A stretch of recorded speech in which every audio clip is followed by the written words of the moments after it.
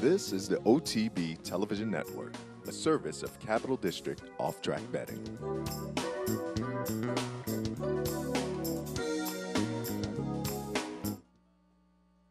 Princess of Silmar ran like a champion this afternoon.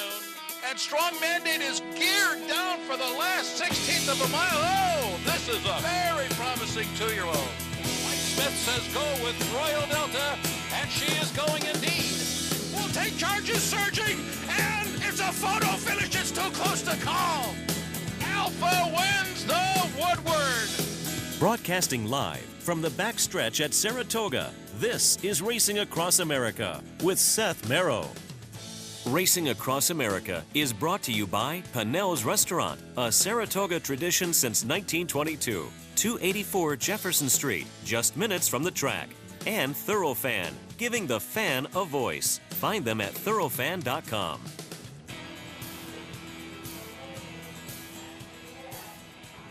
Good morning and welcome to the Saratoga backstretch. The soggy Saratoga backstretch is another good soaking last night. It's Friday morning, Travers Eve here at Saratoga. A little bit overcast again today, no rain currently. So if you're headed up to the racetrack, the turf races are again over on the main track. But it's so far so good. As I say, no rain at this point, but it is overcast. I saw the local weatherman this morning, though. He is predicting by tomorrow afternoon, sunny, comfortable. So Travers Day, it looks like weather's going to be perfect. Again, a little dicey today, but we'll get through it. And Personal Ensign this afternoon should be intriguing. We'll talk a little bit about that as the day goes on. A little bit later in the show, we will be joined by Dave Litvin of the Daily Racing Forum. After that, Rajiv Mehra has a couple of important rides coming up on tomorrow's card. So we'll talk a little bit to Rajiv about those and just the Saratoga meet and being a jockey up here in general. But happy to be joined here at the top of the show by Peter Rotundo, Vice President with the Breeders' Cup. Also, you may recognize him. I'm sure plenty of our audience were watching the Wintertime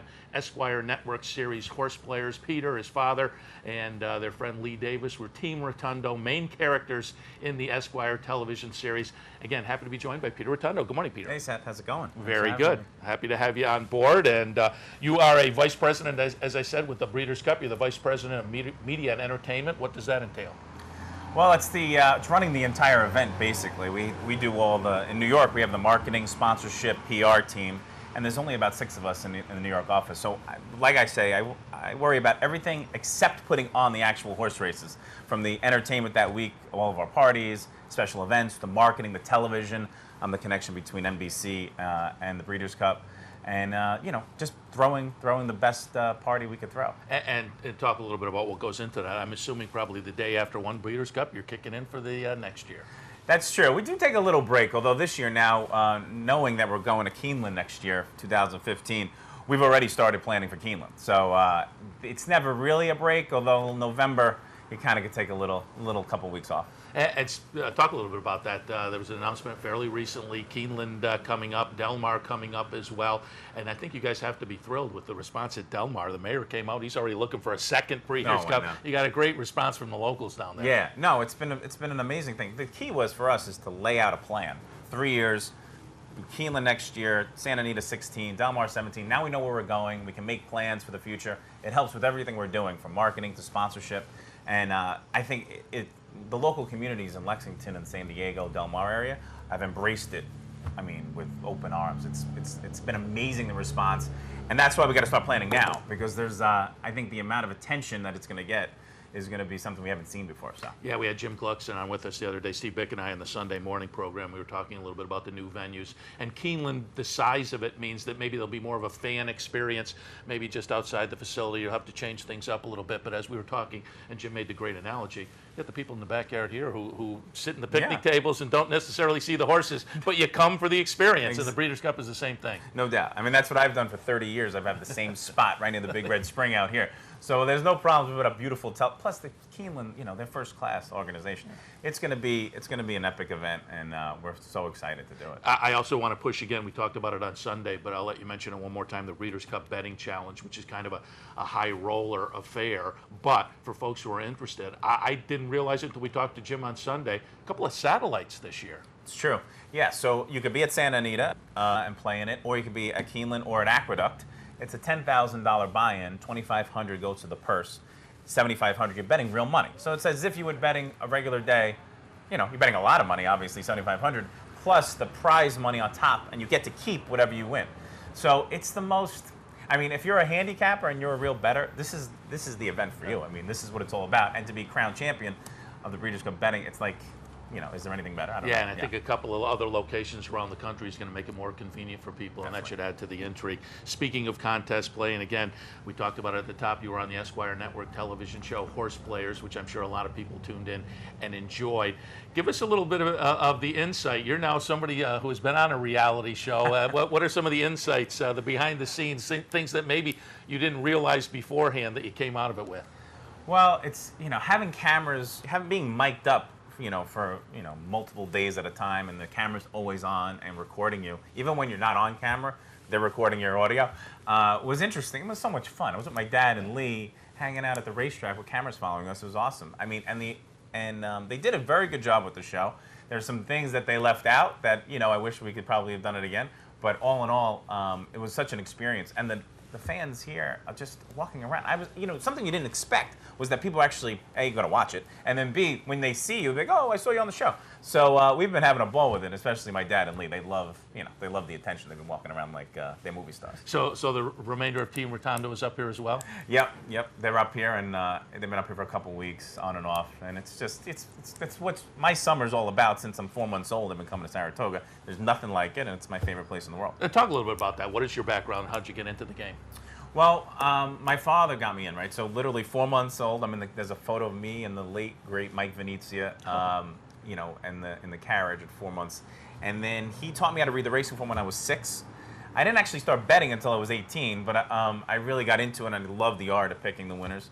And we've just been going. And then what happened was I went to school at Seton Hall for a minute, and then transferred to the University of Arizona. They have a racetrack industry program, so I graduated from there, and then worked with the racing form actually for a couple of months. And then started with the NTRA, and eventually merged with the Breeders' Cup, and I wound up on the Breeders' Cup side, and that's my life in a nutshell. And you know, people say, "What's your job?" This is life, right? This is like 24 hours a day. I live, breathe it, so I love it. And you said you've been up here pretty much since the beginning of the meet. Yeah, well, because for work purposes, we do have we work with NBC Sports, putting on these races that are on the air, the Whitney, and now the Travers and Ballerina, and then next week the Woodward. So we're in partnership with NYRA on that series this year. So. That's my real job, is to do the television. So I have a reason to be here. I hear you. Dirty job, but somebody has to do it. Exactly. And let's give a little push to the broadcast this weekend, not only here, but in relation to the Breeders' Cup. They're out at Del Mar on Sunday. Yep. Friday, we're on NBC NBC Network on Friday from 4:30 to 6 with the King's Bishop. We come on the air. We show the race, the Ballerina and the Travers. Ballerina's a win and you're in, automatic qualifier. And then on Sunday, the Pacific Classic from Del Mar at 8 p.m. Eastern, prime time. So after the races on Sunday, you go home and turn on NBCSN, and you can watch that. Yeah, nice big weekend of races best. On television. All right, let's jump in and get some of your thoughts on some of the races. Oh, before we do that, I wanted to ask you, we mentioned the Breeders' Cup betting challenge. And Horse Players obviously was key to a lot around the contest. I've had fun the last 3 Mondays. I've jumped into the low roller contest they've started up here, which was a great idea. $40, $10 goes into the prize pool, $30 are for 5 $2 win, place, and show bets during the day. It's been a lot of fun. And as coming out of the Horse Player Series and being a contest player, what are your thoughts about contests and how they've kind of been a burgeoning part of the game over the past, 5 years or so? Yeah, I mean, back when I was at the NTRA, we helped start it, right? I was there in '98, so the NHC started in '99, so we were part of that, growing it from the beginning. And to see where it is now, it's $2 million prize pool, and then all these other contests, and all these different websites that are now having them. I think it's the poker model, right? In the old days, where they had the poker, how it exploded. This is again in its infancy. I think this is just the way it's only going to go up, and it's a different style of action. I mean, let's face it. Pari-mutuel betting's been around a long, long time. We need to shake it up a little bit. And I think this is another step in that direction. Yeah, absolutely. And I've said to people, I love the contest. I played them for a while, and I used to play down at the Teletheater, Capital OTB. And then when I got on the network, I wasn't allowed to do that, so I drove out to Hinsdale, the dog track, and that's disappeared now. But now they're available online in various places. And up here, again, that low roller contest is fun. We still have them down at the Clubhouse Racebook monthly, playing into the tournaments out at Vegas as well. But one of the things that I find interesting, you have to come at it a little bit of a different direction, which I think hones some of your handicapping skills. Yeah, you're not just handicapping the races, you're handicapping the people that are in the tournament with you. Because, one, you're on the tour, the NHC tour, all these folks, you kind of get to know them. They're like players, they're like athletes, right? They have their same sort of habits, and you know when they're going to strike, when they go for a long shot or a favorite. So you have to handicap them, and then you're also handicapping the board, right? It's not just picking, favorites. That's why I think the real money tournaments as well is really interesting, because you get to play it like you normally would, a little more than that. So I mean, listen, they're all great at the end of the day, and the idea that these big prizes are up for grabs is only a good thing. Again, I think it's kind of a burgeoning part of the game and very intriguing. All right, let's take a look out at some of the stakes action over the next couple of days. We'll kick off with today's feature, the Grade 1 Personal Ensign, $500,000 on the line. Fillies and Mares, 3-year-olds and up. And Peter, while we talk, going to go back and look at the Phipps back on June 7th at Belmont. The last time all three of these close hatches, Princess of Silmar and Antipathy, met. The number 1 close hatches will just get up over Princess of Silmar. Number 2, Antipathy, third. Antipathy, of course, came back to win up here. I find this race very intriguing with those three. 50 Shades of Hay is maybe, if you're going to take a little bit of a stab out there. Bel Galante, also interesting. But it's a 7-horse field, and I think it goes through these three. Yeah, I mean, that's the idea, right? I mean, again, I always say, who do I want to win? Who do I think will win, right? Because I work for the Breeders' Cup. I'd love to see Princess of Silmar and close hatches in a photo finish and eventually settle the score at the Breeders' Cup. And from a handicapping point of view, right, that's what we're doing here. The idea is Princess Silmar putting blinkers on. I don't love that move. She's a 4-year-old. She's run amazing. I'm not questioning anybody for doing it. I'm just saying, you're trying to get her focused, I'm assuming. So maybe she's kind of figured it out and, just enjoying running, but not exactly running as fast. So, again, from a betting point of view, maybe I take a chance against. Close hatches when she wins. She gets absolute perfect trips. She's amazing. She's run really well. I don't know if she's going to get one today, because there's a lot of interesting speed, a lot of backstretch moves. The one, Antipathy there, she could be the next, she'd be the second coming now, right? She could be like taking over the mantle, so to speak. But I actually like 50 Shades of Hay as an upset choice. Coming off the synthetic, second race back, working well.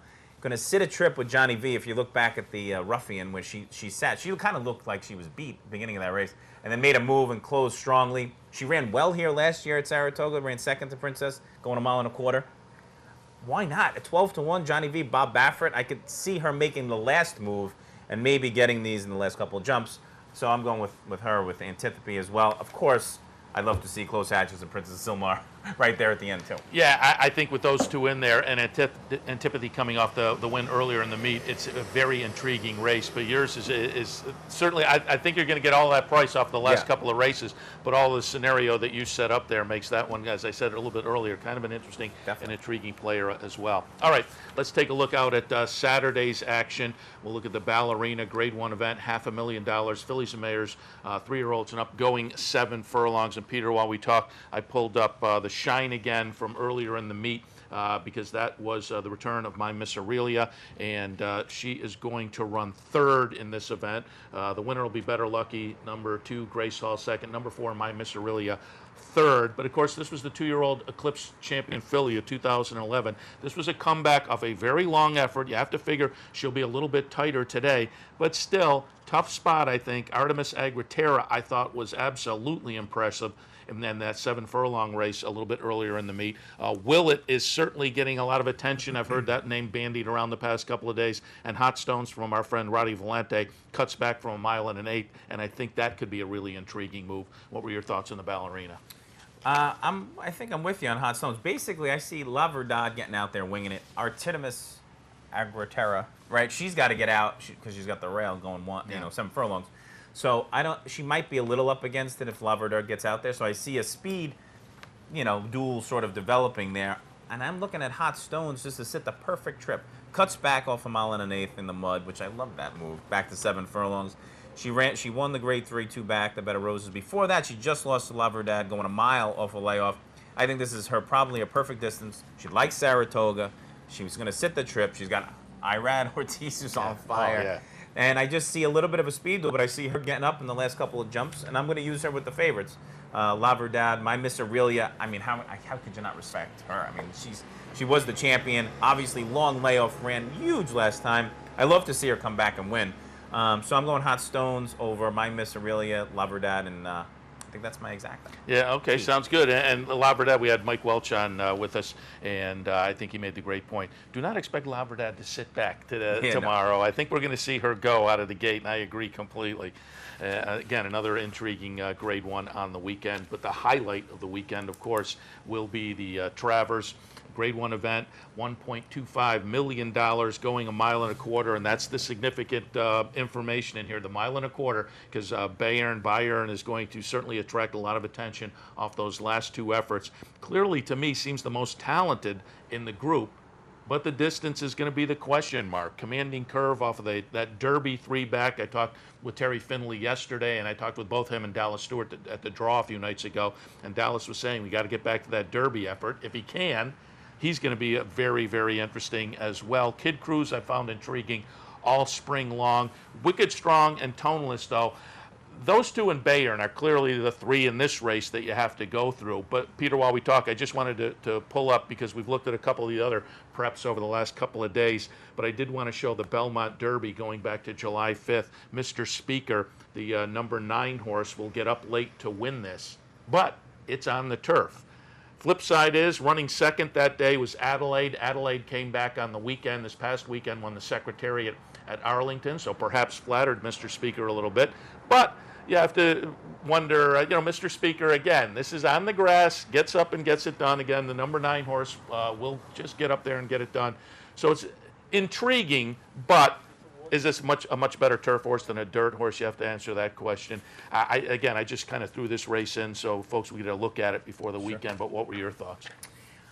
Well, I look at it like Bayern, and if it was any other race, if you crossed the names out and you looked at just the PPs, and you would see Bayern as lone speed with big buyers in his last two, huge numbers. You're like, it's not even a race. It's just let's move on. The horse is 3 to 5, and let's go. But it's not. It's not. That was at Monmouth going a mile and an eighth. Now we're going a mile and a quarter at Saratoga. It's a different ball game. I think they wanted to win that. They were all. I mean, obviously they wanted. Of course, they wanted to win. They were all out for that one. Now it's like, oh well, it makes sense to come to the Travers. He will be lone speed. I didn't think he could get a mile and an eighth. I'm going to struggle that he's going to get a mile and a quarter, even though he's lone speed. So I'm going to use him in there, but I can't put him on top as the favorite. I think Tonalist and Wicked Strong are very good horses. Honestly, the way I handicap it, I think Tonalist, Wicked Strong, and Viva Mallorca are going to basically chase a little bit Bayern around. And I'm looking at Mr. Speaker, who's getting better with every race. I think if you throw it, anytime he sits the trip with Lescano, takes him back, makes the one run, he's working well. I feel like he might be a new horse. And by the way, he's bred for bred for the dirt. Personal Ensign's the grandmother. So this is, might be successful on the grass, but this is all dirt everywhere. I think, gets around that first turn, no dirt in the face, makes a nice run, and I think Commanding Curve will come on for second. I just think that chasing Bayern around might tire out the other ones in the middle, and maybe we'll get a little Mr. Speaker Commanding Curve exacta for $182. Yeah, I think that'll be a very nice exacta. And it is an absolutely intriguing race. They got a nice full field in here, which 3 weeks ago I wasn't expecting, but you have some of these horses coming out of the Curlin that just add a little intrigue. Mr. Speaker clearly adds the intrigue in here, so I think it's an absolutely fun edition of the Travers. And again, that'll be the highlight of the NBC broadcast from here on Saturday. And again, the Pat O'Brien and the Pacific Classic on NBC on Sunday. All of those leading into the Breeders' Cup. Somebody said the other day, they counted down at some point over the next couple of days. We're 60 days away. Yeah, just about, which makes life scary because we're only 16 days away. There's a lot to do, but this is what it's this weekend, and then that Super Saturday at Belmont, and then leading to the opening weekend at Keeneland, Super Saturday at Santa Anita as well. I mean, those races, this is where it all happens, right? And we got these international horses coming over this year. Could be the biggest international field since like '08 coming over. We had Gluckson on again on Sunday, and as he came on, he announced the win by Kingman, and that was a win in your in race. And so keep our fingers crossed that he comes over. Oh, totally. And that's what makes it so much fun when they all come over and they all battle it out. But the Classic, again, I think could be amazing if you have California Chrome. Shared Belief runs well, and Jim Rome, who's obviously a huge name, Joe Torre, going head-to-head for basically 3-year-old champion, maybe horse of the year, who knows, against the older horses in the Classic is what, everything we're pointing towards, right? We have it on prime time NBC, so it's going to be, that's the climax of the entire year. Absolutely. Of course, Saratoga is the fun, but the fun doesn't stop when Saratoga ends.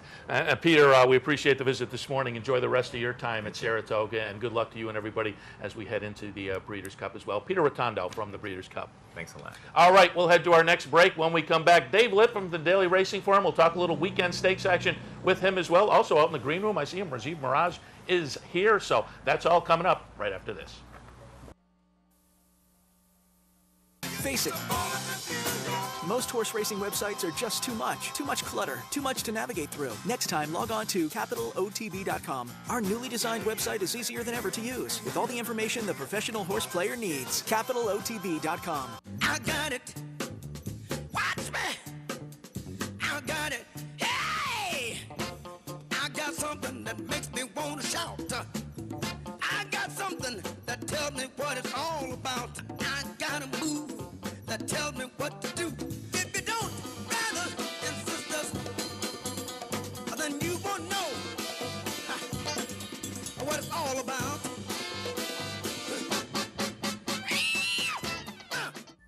Sovereign Stable. Partnerships. Ownership. Winning. Sovereign Stable. The anticipation. The excitement. The thrill. Top level racing. Sovereign Stable. Join us in the morning on the backstretch of Saratoga Racecourse to experience the magic of thoroughbred ownership. Call 866-329-2WIN to meet trainers, jockeys, and watch sovereign horses on the track. Using capitalotbbet.com is as easy as 1, 2, 3. 1. Simply log on with your username and password from the homepage. 2. Fund your Capital OTB account through our Easy Money, Green Dot, or Visa MasterCard options. And 3. Place your bet on one of our 3 easy-to-navigate wagering platforms, Capital Bet TV, Capital Bet Express, or Capital Bet Pro. CapitalOTBBet.com. Log on today. I'm Jeff Carl. Join me Saturdays and Sundays at 9 for the Handicappers Report. We'll handicap the top tracks across the country and help you prepare for the weekend in racing. That's the Handicappers Report, weekends at 9, only here on the OTB TV network.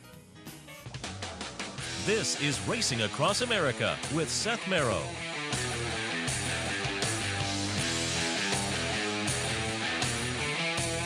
Welcome back to Racing Across America, Friday morning, live from the Saratoga backstretch. Travers Eve. We'll talk a little bit about some of that stakes action tomorrow with Dave Litvin, but we're going to kick things off looking at a little bit of Thursday's card. But we are happy to be joined, as we are every Thursday, by Dave Litvin from the Daily Racing Forum. Good morning, Dave. Or it could be Friday. You just never know. Did I say Thursday? Yeah.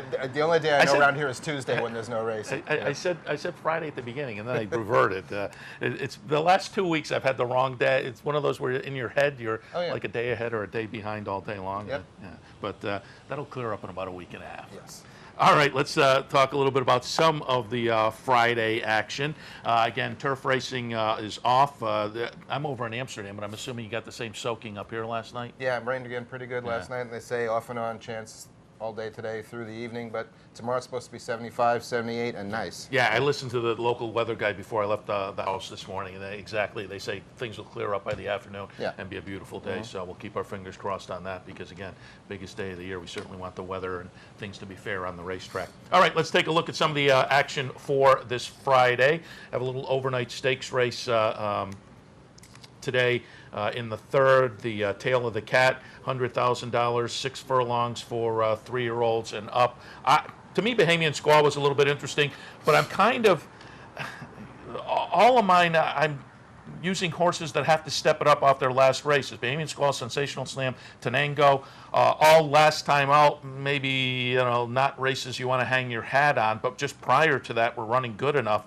So I'm in a little bit of a dicey situation with all of mine. But again, I had it 3-7-5 with Bahamian Squall on top. What did you say? I went for Bahamian Squall in the Vanderbilt last time, thinking he'd run back to the race he ran in the race last year. And I don't know if it was the pace was too quick or it was just he bounced second time back from the long layoff, but he just backed up through the stretch. He can win on his best race, but the horse I'm looking at is Burn Identity. Actually won the Sanford here in 2012. He missed most of his 3-year-old season, but came back a couple weeks ago at Monmouth in the sloppy off-the-turf sprint, the My Frenchman, a little stake there, and won by better than 4 lengths. And Kelly Breen said he didn't have him 100% fit for that race. Now he's coming back catching another off track. He's been working well. We know he likes it here. His only other start here was the hopeful, who was third to the eventual champ, Shanghai Bobby. It's probably a good situation for him, but this is a tough little dash, with a horse like Royal Courier, a multiple stakes winner, looking for his 15th win. Even Traffic Light, who's on the rail, he's repeating a turn back 7 to 6 furlongs. He ran 100 Beyer when he did that the last time on June 7th, and he beat B. Bullish, who's in the opener. Hopefully B. Bullish stays in, and he's trying to become a millionaire once again. And let me ask you, going back to Burn Identity, let me ask you if you're in the same boat I am. Going back to when I first got into the game, a layoff from January of 2013 to August of 2014, that would have been like an automatic throw. You can't do that anymore. No, absolutely not. Especially with good horses, I think trainers are not inclined to waste a race. Yeah, if they have the horse ready to run.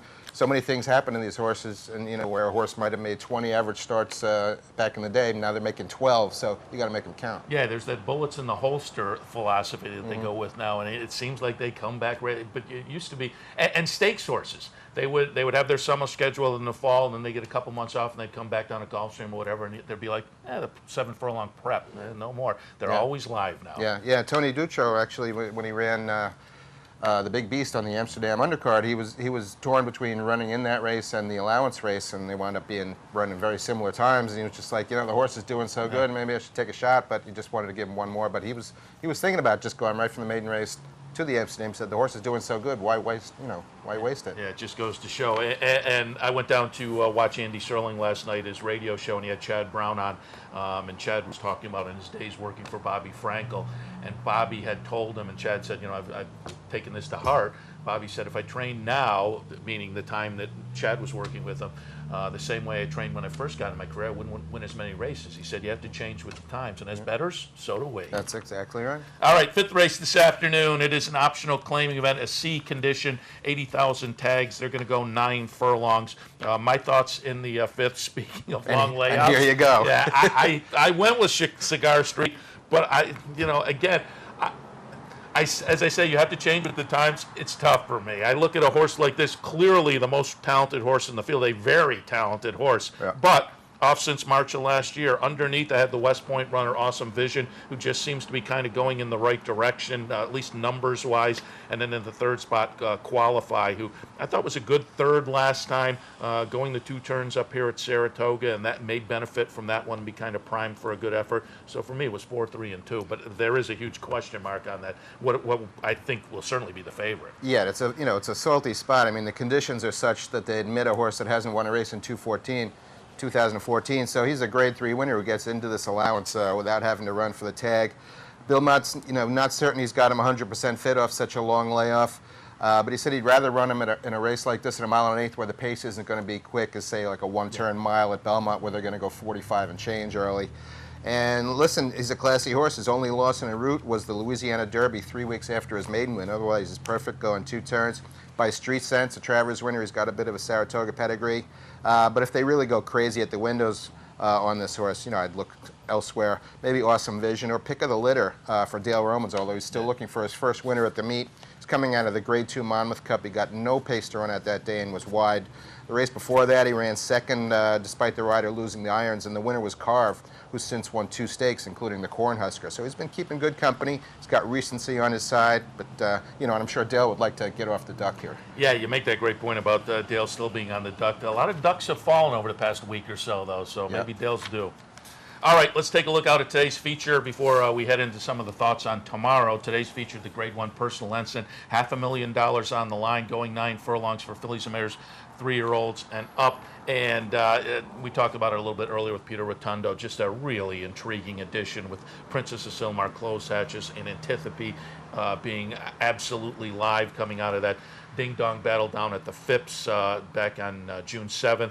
Antipathy follows up with a nice win in the Shoe V here last time. Close Hatches, not since the Phipps. Princess of Silmar, on the other hand, went down to the Delaware Handicap and ran second. Now she's 2 for 2 over the Saratoga strip, but there may be some question marks. Is she as good now as she was as a 3-year-old? I think the flip side, of course, is Close Hatches seems a better 4-year-old right now. So it's just a really intriguing addition of the Personal Ensign. I went with Princess of Silmar, kind of on the horse for a course angle, Close Hatches underneath, and then Antipathy. But I think, as I said earlier, the race goes through those 3. Yeah, you know, the 4 horses in the Phipps, including Bella Galante, were separated by less than 2 lengths, and everybody thought Bella Galante's race was a bit of a fluke, and then she comes back and wires the Delaware cap over Princess of Silmar. You know, if Princess of Silmar is going to fire big, I think it's going to be today. Although I put her second behind Close Hatches. I think her best distance is 1 1/8 miles. She ran a couple of 105s at the distance last year, including the CCA Oaks here on a good track. So, you know, she may get very similar footing. The blinkers kind of scares me, though, for a horse like this who's been so successful. And, you know, Pletcher's just said she's lost a little bit of focus. And just going to the formulator stats over the last 5 years, Todd's 1 for 18 when he's adding blinkers in a graded stakes. It's not a terrific sign for the filly, but she's getting her conditions today. She's going to get a better pace scenario than at Delaware. You know, with Bella Galante and I think Antipathy are destined to hook up and set an honest pace. And Close Hatches is going to be right there too. She hasn't run since the Phipps, but she's 4 for 4 off workouts at 4 different tracks. And Bill Mott feels she's better now than she was then. Yeah, short field, well, the field is 7, but I think it's a really, really intriguing race with some of the top contenders in that division. All right, let's go out and speaking of contenders in the division, the 3-year-old picture I think is becoming really intriguing, and the horses can come out of this making a real stamp on a potential Eclipse kind of campaign. The Travers tomorrow, Grade 1 event, $1.25 million, 1.25 miles the distance. I said it earlier, that is a key piece of information.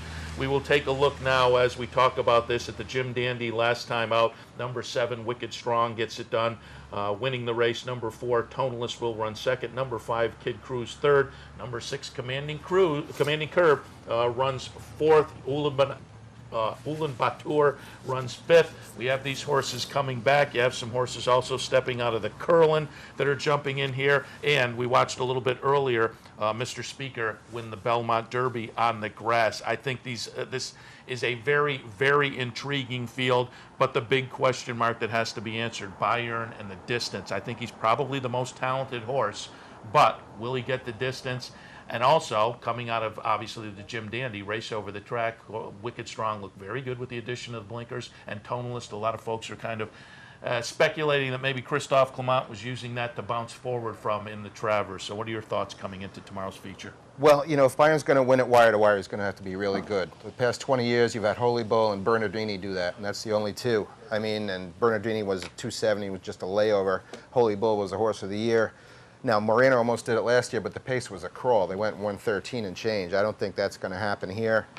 And I just saw Nick Kling tweeted a good point about Bayern. You know, he's based in Santa Anita, but he's been all over the country the last few months. You know, he's been to Churchill, Pimlico, came to Belmont for the Woody Stevens, went back, came back to Monmouth for the Haskell, went back, now he's back again. That's a lot of frequent flyer miles for this horse. And, you know, he's got a target on his back, you know, and everything that could have gone right for him in the Haskell into the first turn did. You know, Wildcat Red stumbled coming out of there, and Untappable was just 5 wide and just not really, you know, taking Rosie anywhere in that race. And, you know, he's just, you know, uncontested and on a track that looked like it was kind of inside speed.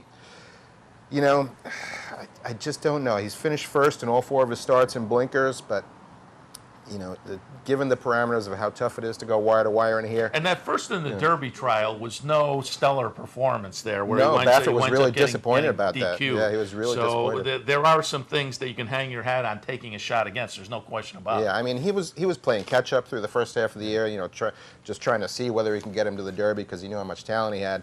And, you know, he's caught up now, and now it's just a test of, you know, can you go that far? And meanwhile, the only two horses that actually have one going that far are Tonalist, who I think was prepping more than Wicked Strong might have been in the Jim Dandy, with the blinkers on, and they just really wanted to see what they could get out of that horse.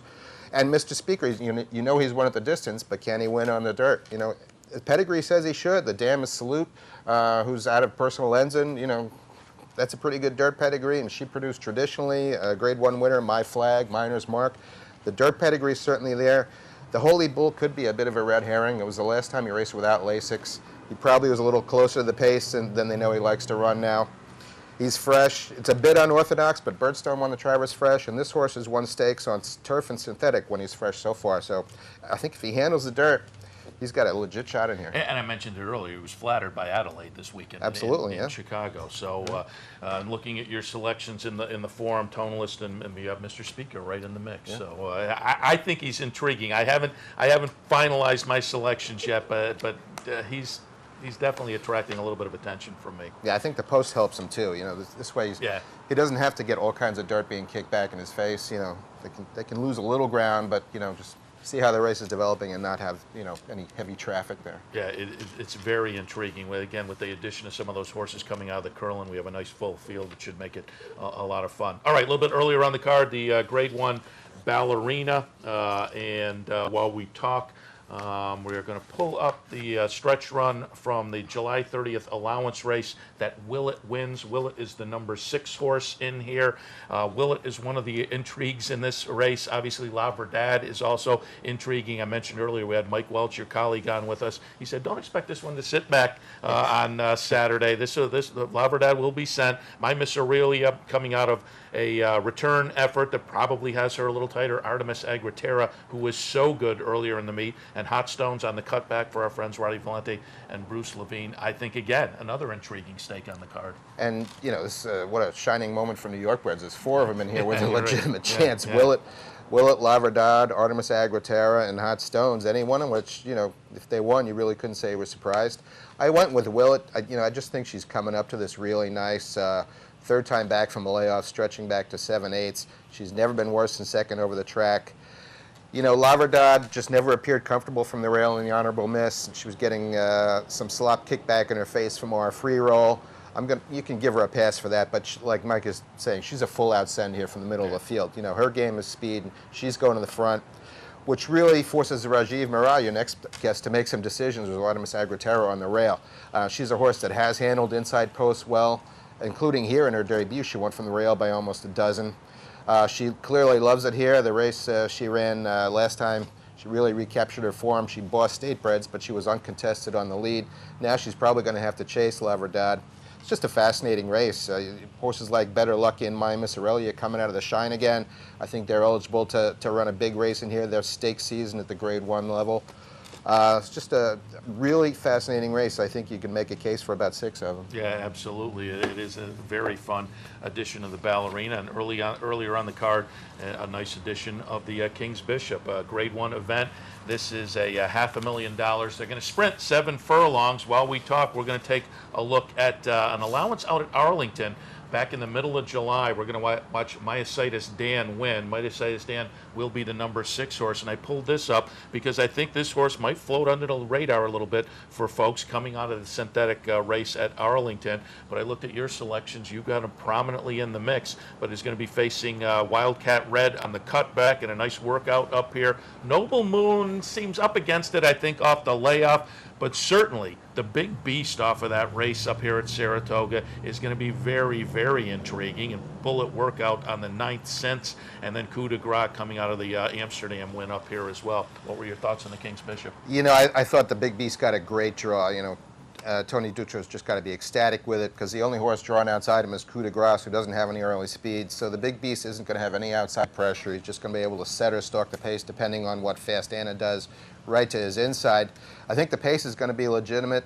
It's not the deepest King's Bishop field ever. There's no hard spuns in here or Lost in the Fogs or anything like that. There's just no real standout. So I thought Myositis Dan was kind of a fun long shot. He's only won the races on synthetic so far, But each of the last 2 times he's run on dirt, he's run a career top buyer at the time, including the Derby trial against Byron, where he missed in a photo when he was finishing fastest of all and just running over horses.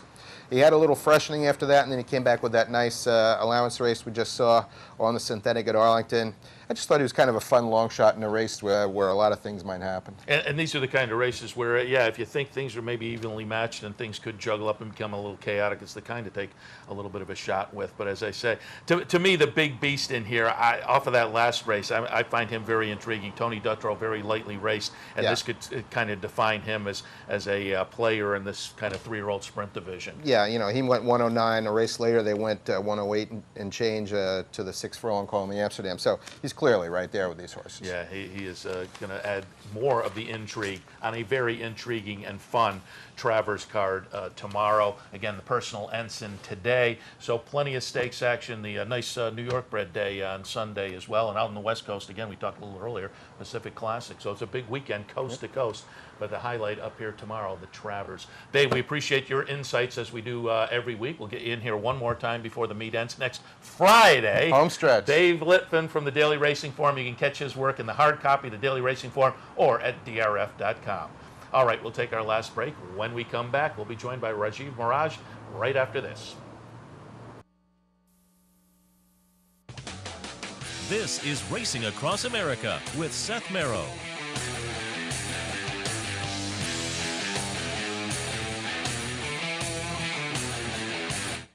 The future of online betting is here, and only at the all-new CapitalOTBBet.com.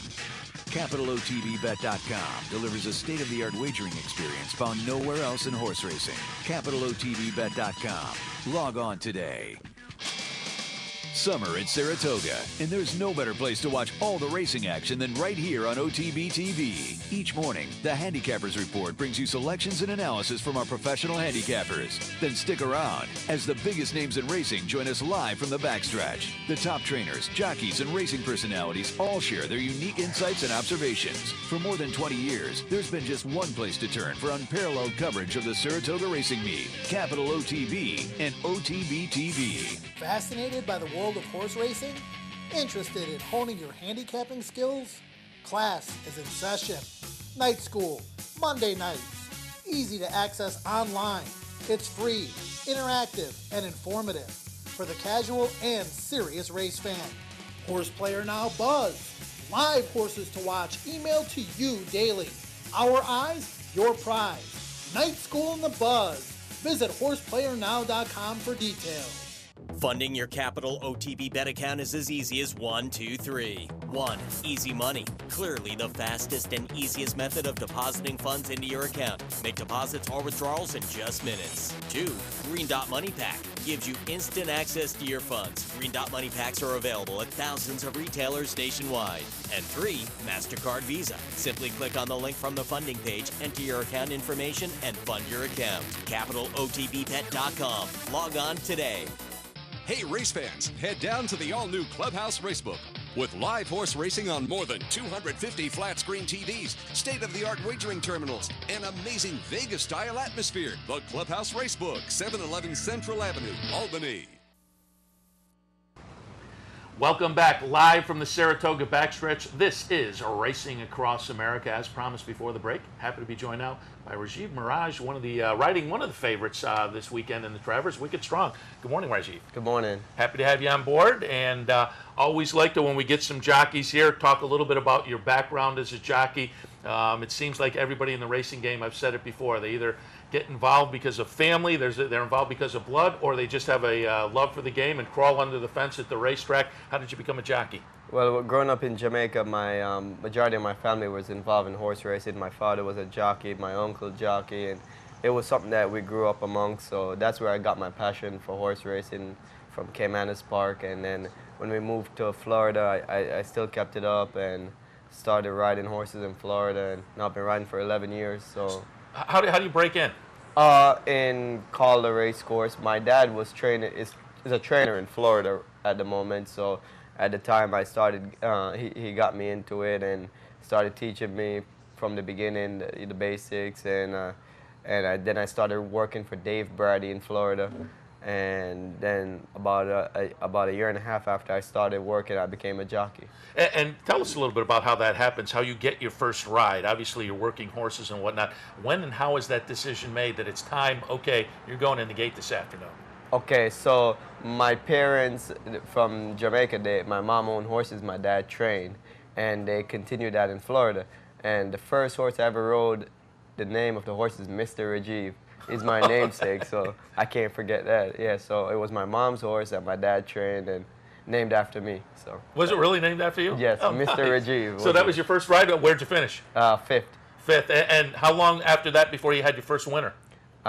It was in 2.5 months later. I had my first winner, my ninth mount.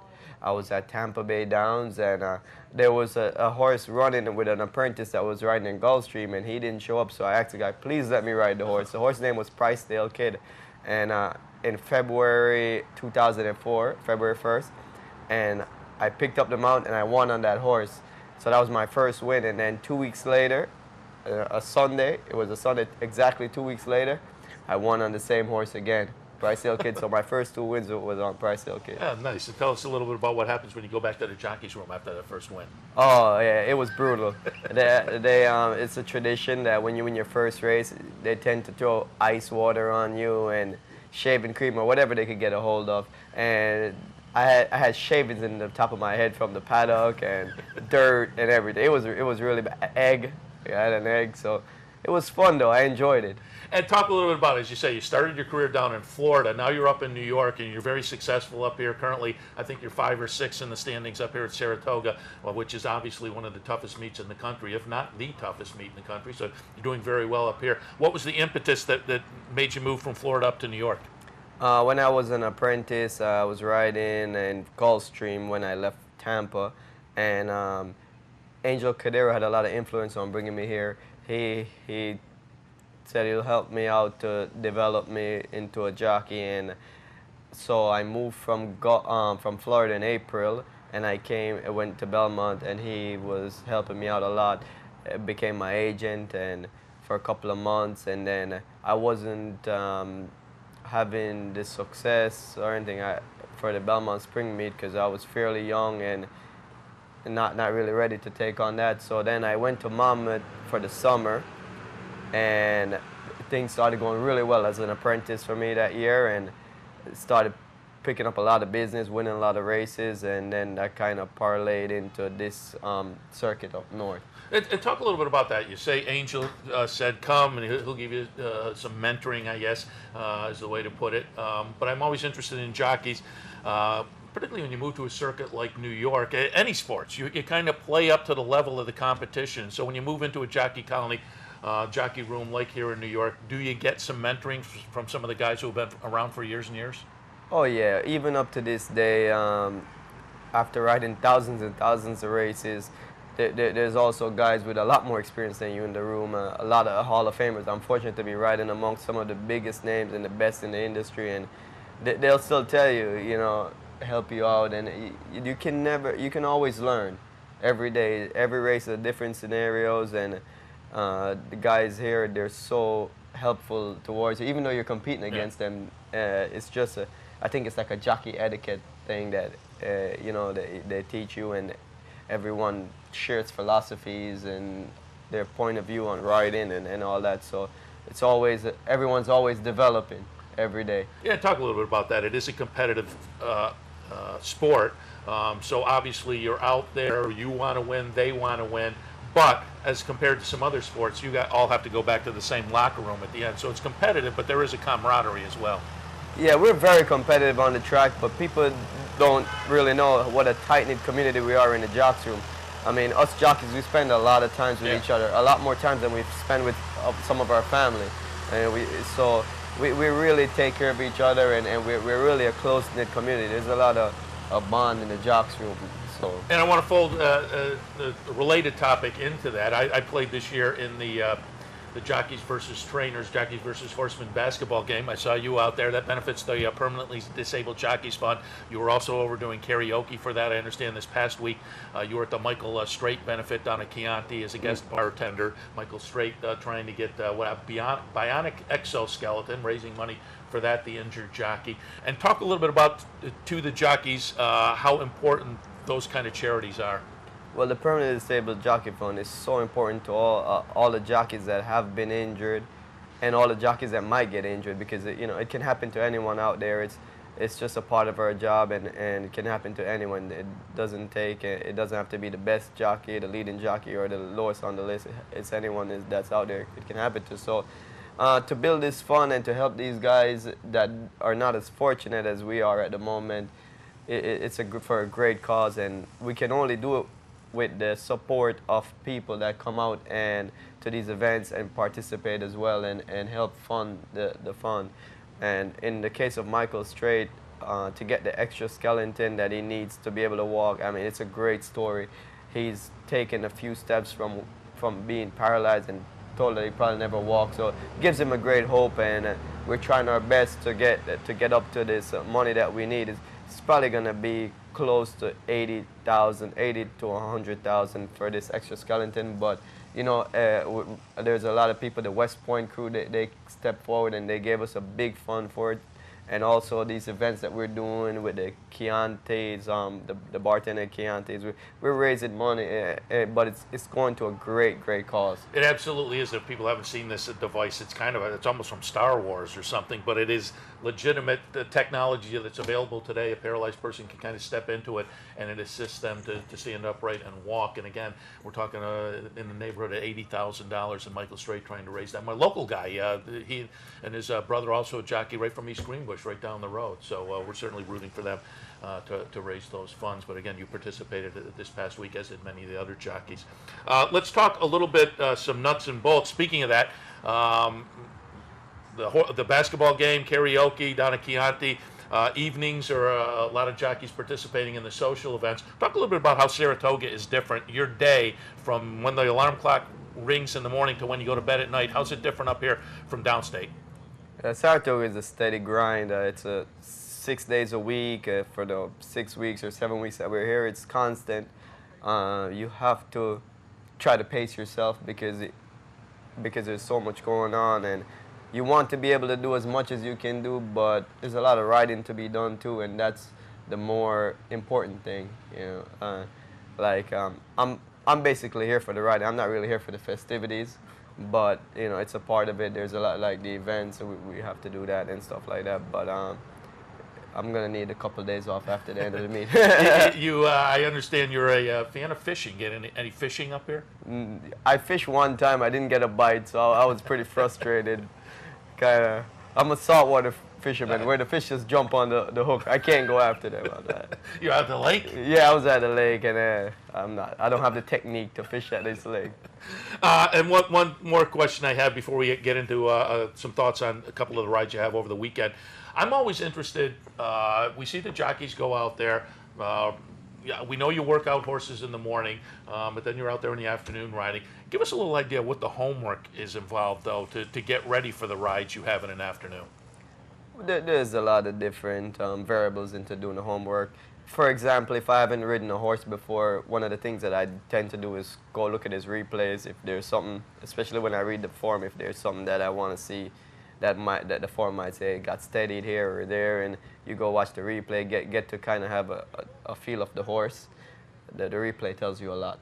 And also handicapping the race, you see who's got speed, stuff like that. Always you got to handicap the race, and then you got to think, well, certain jockeys or trainers, they have styles of how they like the horses run, and that can tell you how the race you think is going to play out.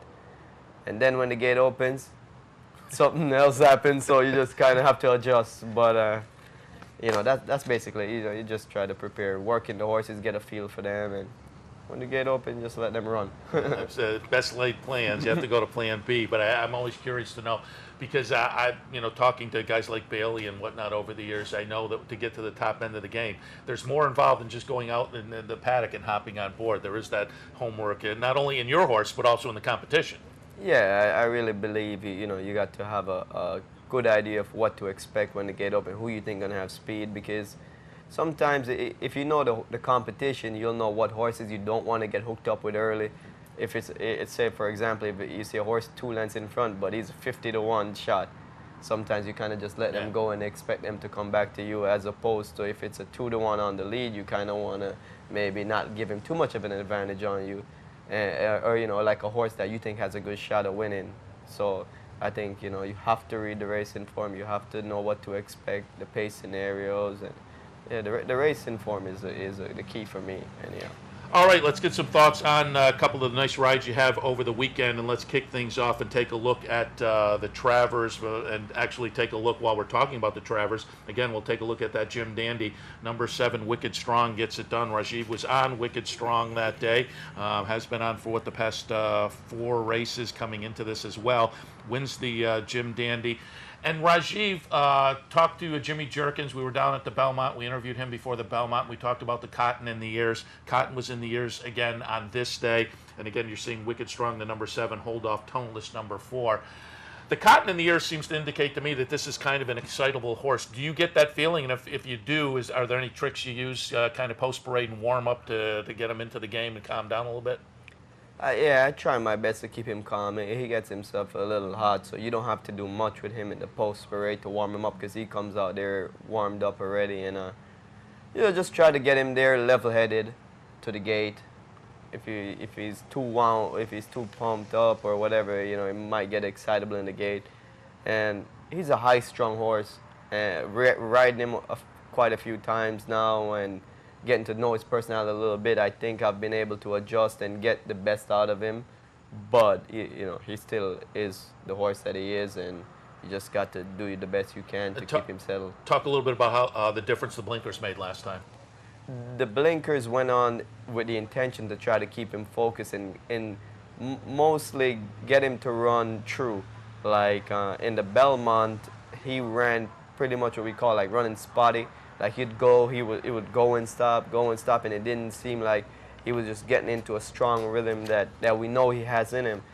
And in the Jim Dandy, he broke, let him push him a little bit, leave him there to get him into the race, and he was always pretty handy for me. So I think the blinkers, it's safe to say the blinkers did what we were hoping it would do, or what Jimmy was hoping it would do anyhow, and it seemed to step forward with it. Very good. All right, we've got a couple of minutes left, but I did also want to touch on the Ballerina. Tomorrow you have Artemis Agritera.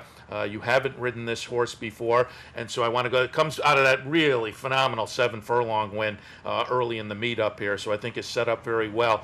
And we talked with Dave Litvin before, and he was talking a little bit about the one post position. Just give us, this horse in particular, but just generally as well, the one post position, does that present problems? As long as you get away good, I don't think it presents problems. For me, I don't really think about what negative can happen. I look at all the positives, and then I think that kind of parlays and always make it work out good. Like, okay, I'm going to break good from the inside, so I'm going to break good from the inside, and there's going to be no problems. The old visualization thing, I like that. And again, talk a little bit about the fact that you haven't ridden this horse before. Have you had a chance to get on the horse in the morning? And if it's a horse that you haven't ridden before, what goes into preparing for that, talking with the trainer and whatnot? Well, with this specific horse, I got a good look from her from behind last time, because I was on Irish Sweepstakes, and who ended up finishing 3rd, and I was making a good run on the turn. I said, oh, well, maybe I got a shot here to win the race, and I caught the corner, and then I looked up, and she was just pulling away at will. So I watched her run quite a few times, so I'm pretty familiar with her, and obviously her last race was so impressive, and she did it very handily. So,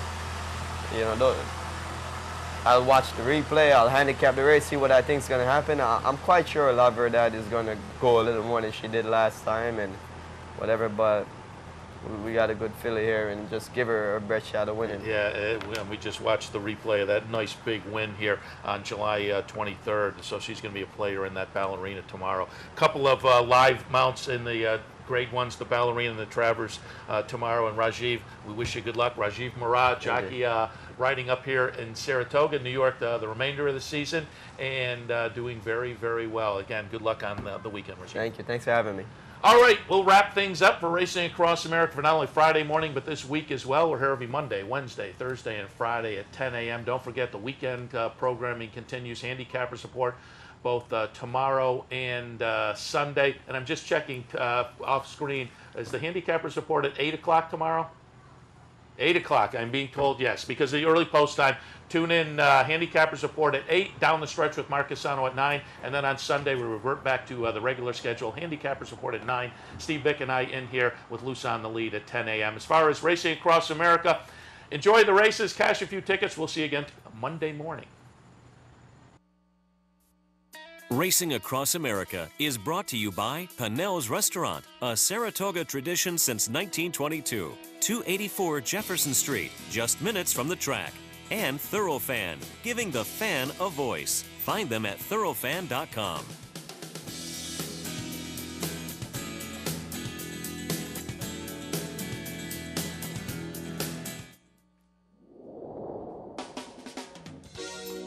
You're watching OTB TV, a service of Capital Off Track Betting.